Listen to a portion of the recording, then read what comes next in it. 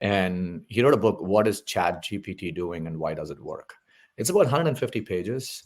And the first 50, 60 pages are, more for the layperson like me. And then it gets into a little bit into the the detailed depth.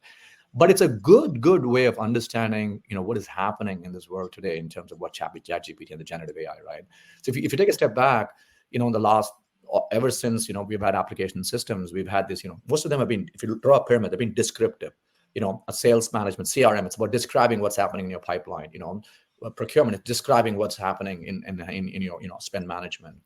The last 10 years, we've seen a lot of predictive, going from descriptive to predictive with all these machine learning models. And even now, a lot of those things are being masked as AI, but it's really machine learning for the last few years. Now we're in this generative phase, and that's what's fascinating this book covers. And really, if I kind of encapsulate it in a minute or so, right, 1 to 2 minutes, rather than getting into the weeds, Chris, is it's fascinating that what's happening is generative AI, it's generative pre-trained transformer. Every word is being kind of predicted based on probability, right? The cat sat on a what? And then what it does is that it looks at probabilities. There's about 40,000 common words in the English language, but there's billions of words that it has access to based on all the books. And so it just kind of uses a pattern, puts all these into some clusters of numbers, and then predicts the next word. It's fascinating how it does that. As a result, that every word is being predicted based on more qualified the data, more the accurate it is.